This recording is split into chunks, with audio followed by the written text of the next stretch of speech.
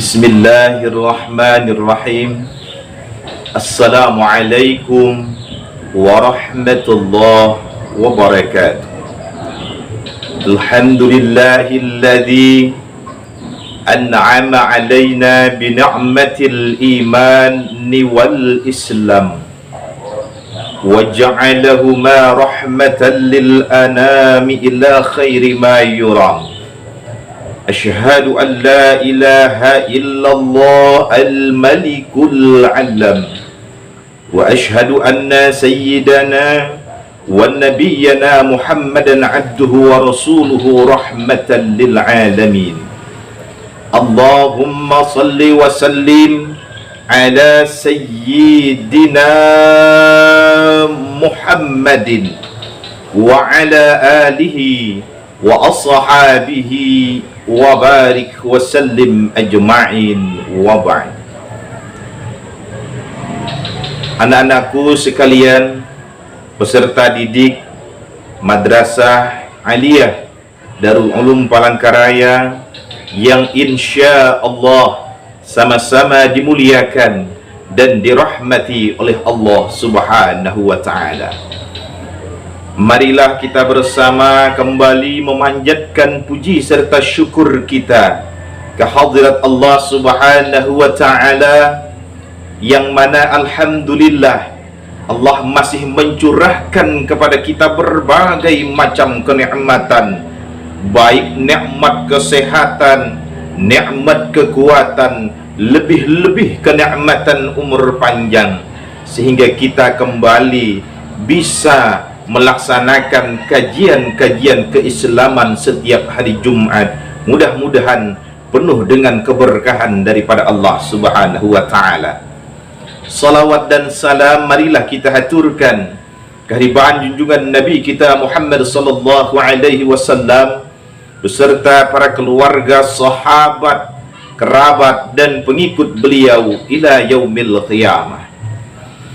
Anak-anakku sekalian yang insya Allah dimuliakan Allah, pada kajian keislaman sebelumnya kita sudah mengupas tentang isi daripada kitab Tanbihul Ghafilin, yang mana kita menyebutkan 11 orang yang bahagia dalam kehidupannya, baik pada alam dunia maupun pada alam akhirat. Pada kajian yang dulu kita sudah sampaikan 3. Yang pertama adalah berlaku zuhud di dunia, kemudian yang kedua himmatul ibadah, semangat dalam ibadah, yang ketiga adalah menjaga daripada salat fardu, salat yang 5 waktu. Maka pada kajian kali ini kita akan menyambung pada poin yang keempat adalah, yakni disebutkan dalam kitab Tanbihul Ghafilin, qillatul qaul fima la tahtaju ilai. Di sini disebutkan bergaullah, berbicaralah yang seperlunya terhadap hal-hal yang tidak penting. Artinya apa? Sesungguhnya dalam kehidupan kita ini yang paling banyak dosa adalah pada indera mulut kita. Kenapa demikian? Terkadang mohon maaf dalam pergaulan kita seringkali berbicara dusta, dalam pergaulan seringkali kita berbicara kebohongan, dalam pergaulan seringkali kita melakukan perbuatan ghibah. Maka inilah sesungguhnya lebih baik kita diam, dan apabila kita tidak mampu berkata yang baik. Karena disebutkan oleh Rasulullah sallallahu alaihi wasallam, man kana yu'minu billahi wal yaumil akhir falyaqul khairan aw la yasmut. Barang siapa yang beriman kepada Allah dan hari akhir, maka hendaklah dia berkata yang baik atau lebih baik diam. Apa maksud hadis ini? Artinya bagaimana kita hafizul lisan, menjaga lisan kita dari sesuatu yang mendatangkan mudarat, lebih-lebih murka di hadapan Allah Subhanahu wa ta'ala. Karena apa?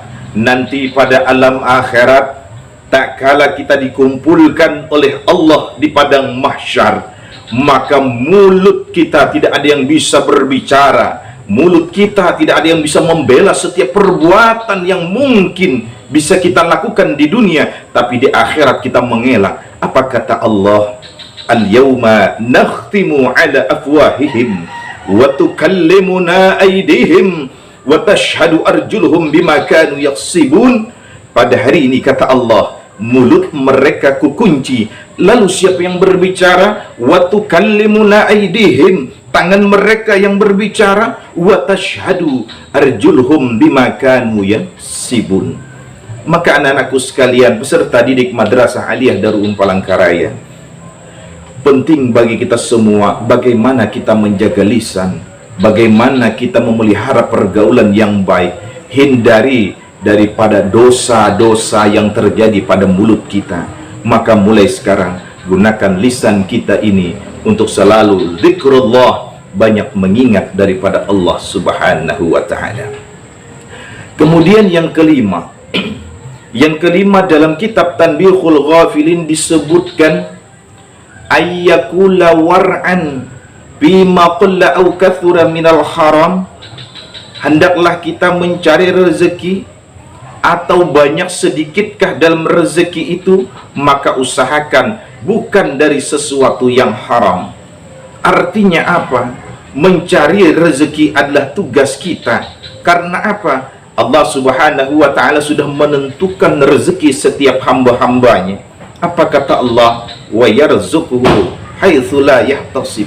Allah datangkan rezeki dari jalan yang tidak disangka-sangka. Nah, anak-anakku sekalian yang dimuliakan Allah Subhanahu wa ta'ala, dalam hal kita mencari rezeki memang dibolehkan oleh Allah Subhanahu wa ta'ala. Tapi ingat, jangan pernah kehidupan dunia dalam rangka kita mencari rezeki membuat kita lupa dengan Allah Subhanahu wa ta'ala. Justru keberkahan yang kita dapatkan tak kala kita ingat dengan Allah, maka banyak sedikitnya rezeki kita akan senantiasa terus dijaga, dilimpahkan oleh Allah Subhanahu wa ta'ala.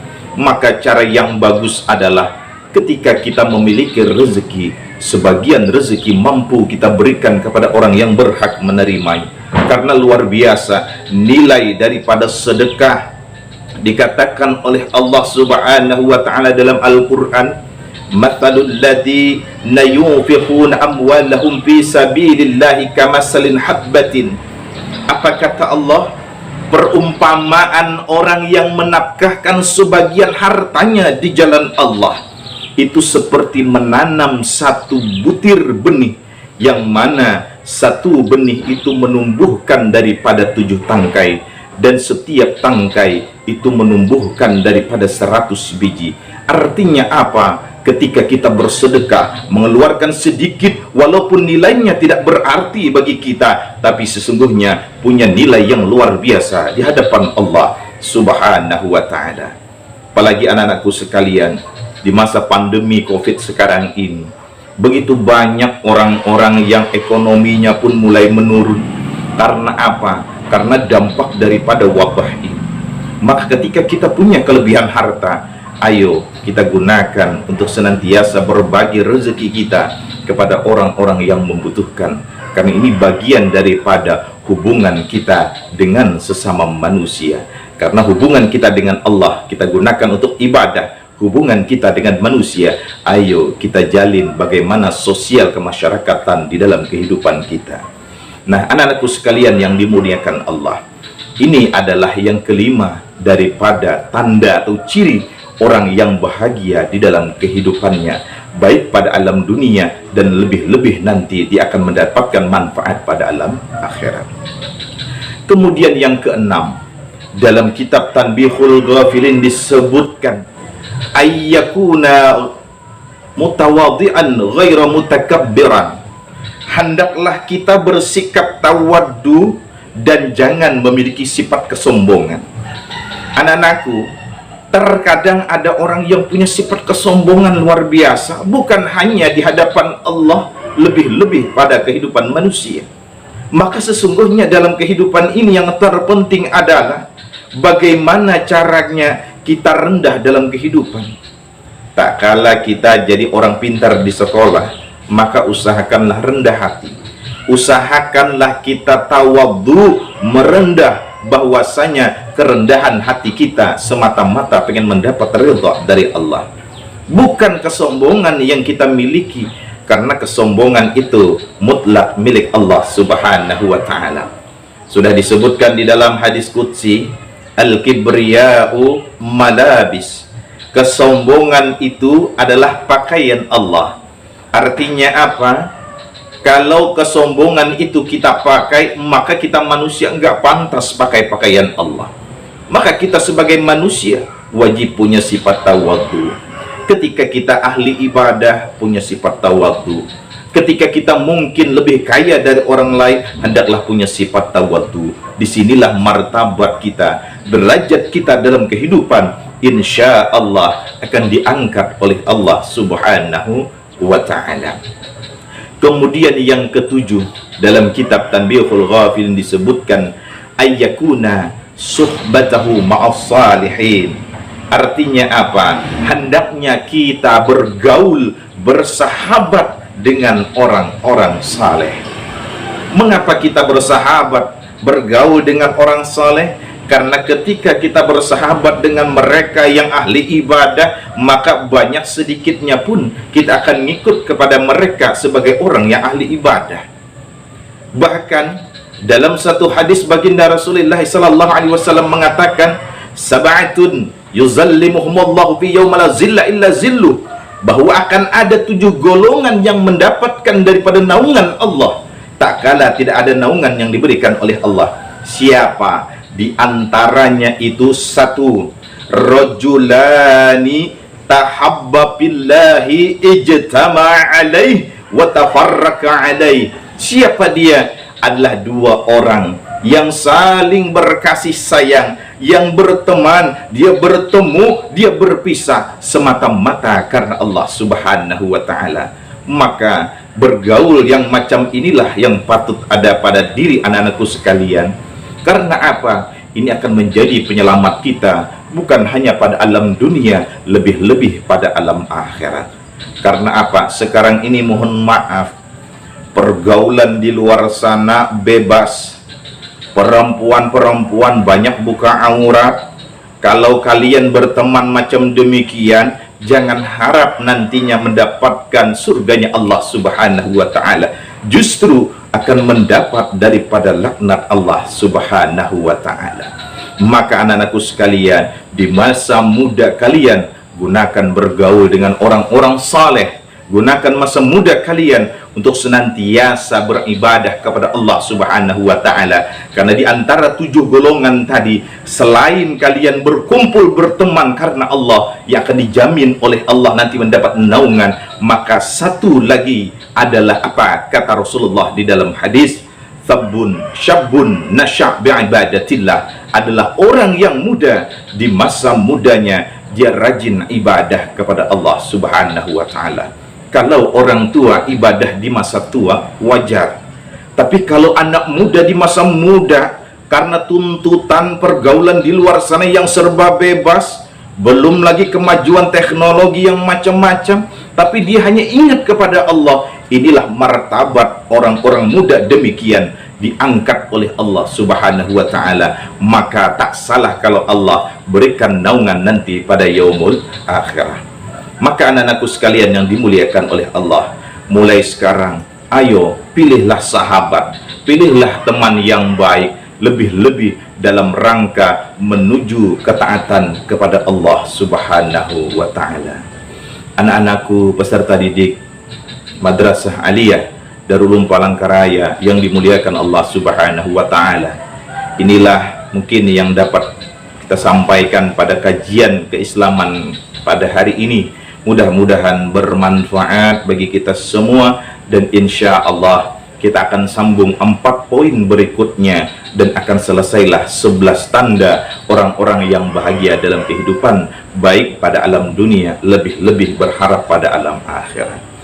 Anak-anakku sekalian yang dimuliakan Allah, inilah yang dapat Bapak sampaikan. Mohon ampun dan maaf jikalau ada salah dan kekhilafan. Kalau itu benar semata-mata datangnya karena Allah, dan kalau itu salah maka dari lisan saya sendiri. Hadanallah wa iyyakum ajma'in, wallahul muwafiq ila aqwamit thariq.